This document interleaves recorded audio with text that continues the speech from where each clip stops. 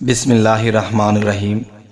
হে সমস্ত জগতবাসী, আজ আপনাদের সামনে যে আলোচনাটি নিয়ে আসলাম, যে অবশ্যই এই আলোচনাটি গুরুত্বপূর্ণ। কারণ দেখা যায় এই পৃথিবীতে অনেক মানুষ বিভিন্ন ধর্মে আছে, কিন্তু থাকলেও তারা কিছু কিছু বিষয় জানে না। যে দেখেন, একজন মহিলা বা একজন নারী বা একজন মা যখন গর্ভবতী হয়, তখন দেখা যায় এই গর্ভবতী মেয়েটাকে নিয়ে কোথাও বেড়াতে গেলে বা কোথাও দেখা যায় চাকরি বাকরির জন্য গেলে, ব্যবসা বাণিজ্য বা যে কোনো একটা বিষয় যদি যাওয়া আসা হয়, এবং দেখা যায় যে জিন শয়তান এবং মানুষ শয়তান এখানে তার যে গর্ভবতীর যে পেটের দিকে চেয়ে যখন একটা কিছু ভাববে, একটা কিছু বলবে, সেখান থেকেও একটা গর্ভবতীর ক্ষতি হতে পারে। আরেকটা বিষয় হলো যে কিছু কিছু জিন আছে যা নারীর পিছনে পড়ে থাকে। তো কোনো কোনো গর্ভবতীর দিকে তারা কুদৃষ্টি করে, এবং দেখা যায় যে গর্ভের মধ্যে যে সন্তানটি, কোনো সন্তানের 5 মাস, 4 মাস, 6 মাস এরকম হয়েছে, তখন সে গর্ভের সন্তানকে নিয়ে সে খেলামেলা করতে চায়। তখন সে গর্ভবতীর ভিতরে প্রবেশ করে সে সন্তানটাকে নিয়ে এটা সেটা করে।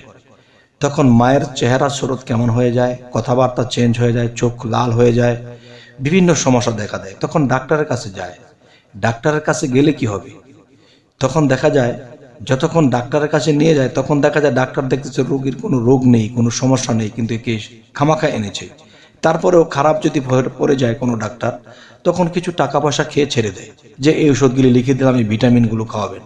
কিন্তু তার কোনো সমস্যা পাওয়া যায়নি। কিন্তু বাড়িতে যখন এসেছে, তখন আবার আগের মতোই দেখা যাচ্ছে। তখন এই গর্ভবতীকে নিয়ে কিন্তু অনেক সমস্যা বোধ করে থাকতে হয় এই জগতে। তাই আমি বলবো যে মানুষ ধর্মে দাবিত। যদি জিজ্ঞাসা করা হয়, ভাই আপনি কোন ধর্মে আছেন, যে আমি ইসলাম ধর্মে আছি, এই কথাটা আসলে সে মানুষে জানে এবং সেও জানে সে ইসলাম ধর্মে আছে, কিন্তু ইসলাম ধর্মের কোনো কর্মে সে নেই, কোনো সাধনায় সে নেই, সে কোনো আমল করে না। যার ফলে কি হয়, যে কোনো মানুষের কুদৃষ্টি থেকে তো কোনো গর্ভবতীর সমস্যা হতেই পারে। এবং দেখা যায় যে জিন শয়তানের পক্ষ থেকেও যে এমন কোনো ক্ষতি হয় যে সেই সন্তানটি পেটে মারা যেতে পারে, কিংবা সেই সন্তানটি রোগাক্রান্ত হয়ে জন্ম নিতে পারে, বা যে কোনো একটা সমস্যা হয়ে যাবে, বা পেটের মধ্যে মা বাচ্চাটিকে নিয়ে অনেকদিন কষ্টে থাকতে হবে। এগুলো কেন হয়?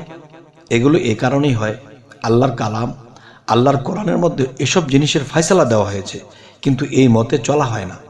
না চলার কারণে কি হয়, যে এই সমস্যার সমাধান করতে পারে না, কারণ বুঝতে পারে না। তাই আমি বলবো যে অবশ্যই একজন গর্ভবতী 4 মাস, 5 মাস, 6 মাস, 7 মাস হলেও তাদের কোথাও যেতে হতে পারে, বা যে কোনো প্রয়োজনে যে কোনো জায়গায় যেতে হতে পারে। এখন ঘর থেকে গড় একটা কথা আছে, 32 বান্দের ঘরের ভিতরে তারা হয়তো কুদৃষ্টি করতে পারে না, কিন্তু বাহিরে যখন বের হয় তখন কিন্তু এই কুদৃষ্টি করতে পারে। তাই আমি বলবো, মানুষ শয়তান এবং জিন শয়তানের কথা আল্লাহ কি বলেছে, যে মানুষ শয়তান এবং জিন শয়তান, এই শয়তান হতে তোমরা বিরত থেকো, কেননা এই শয়তান তোমাদের পূর্বপুরুষদেরকেও ধ্বংস করে আসছে। তাই আমি বলবো যে আপনি আপনার স্ত্রীকে, বা যিনি স্ত্রী লোক আছেন যে শুনতেছেন, সে এসব দৃষ্টি থেকে, এসব বিষয় থেকে মুক্ত থাকতে হলে সেই পেটের গর্ভের যে বাচ্চা, একে নিরাপদ রাখতে হলে কি করতে হবে? দেখুন, সর্বপ্রথম আপনারা যখন ঘর থেকে বের হবেন, তখন ওযু করবেন এবং আল্লাহকে একটি সিজদা করবেন। সরাসরি সিজদা করার পরে আপনারা কি করবেন, যে 3 বার ফাতিহা এবং 3 বার ইখলাস, 1 বার ফালাক, 1 বার নাস বলে নিজের বুকে নিচে ফু দিবেন, এবং একটা গ্লাসে পানিতে ফু দিয়ে সেই পানিটি খেয়ে ফেলবেন, এবং কিছুটা পানি রেখে দেবেন, ছোট শিশিতে করে নিয়ে যাবেন। যখন কোথাও যাবেন, কিছু খাবেন, সেই পানিটাও একটু খাবেন। তাহলে কি হবে, যে আপনার মধ্যে যে দৃষ্টি করবে সেই জিন শয়তান, কোনো মানুষ শয়তান, সেই দৃষ্টিটা আপনার থেকে কেটে যাবে বা দূরে চলে যাবে সেই পানিটা খাওয়ার সাথে সাথে। এক। দ্বিতীয়ত, যে ঘর থেকে যখন ডান পা দিয়ে বের হবেন, তখন কি করবে, যে 3 বার আয়াতুল কুরসি পড়ে নিজের বুকে ফু দিয়ে এবার হাঁটতে শুরু করবেন, এবং যতক্ষণ চলবেন ফিরবেন দেখা যাচ্ছে কারোর সাথে কথা বলতেছেন, অন্তরে অন্তরে আল্লাহ নামের যে কোনো একটা জিকির চলবে। তাহলে কি হবে? বিশেষ করে ইয়া খালিকু এই জিকিরটি করবেন। কেন করবেন?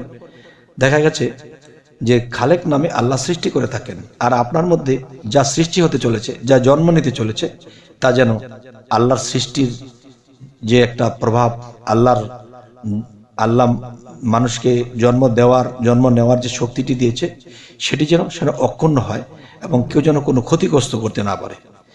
তবে হে সমস্ত জগতবাসী, আজকের এই আলোচনাটি আপনাদের সামনে কেন নিয়ে এসেছি?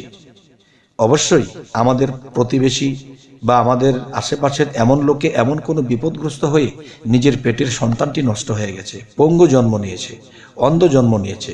তার মানে সেখানে জিনের মধ্যে যে খেলা ছিল, সেই জিনের মাধ্যমে যে খেলা চলেছিল, এতে সন্তানটিকে নষ্ট করে দেয়, পঙ্গু করে দেয়, জ্ঞানহীন করে দেয়। তাই হে সমস্ত জগতবাসী, আজকের যে আলোচনাটি করলাম, যে অবশ্যই মানুষের উপকারের জন্য এবং আমার জন্য দোয়া করবেন, এবং আমাদের চ্যানেলটি যদি আপনারা নতুন দেখে থাকেন অবশ্যই সাবস্ক্রাইব করে নেবেন। পরবর্তীতে আবার আলোচনা আনব। সকলেই ভালো থাকবেন। আল্লাহ হাফিজ।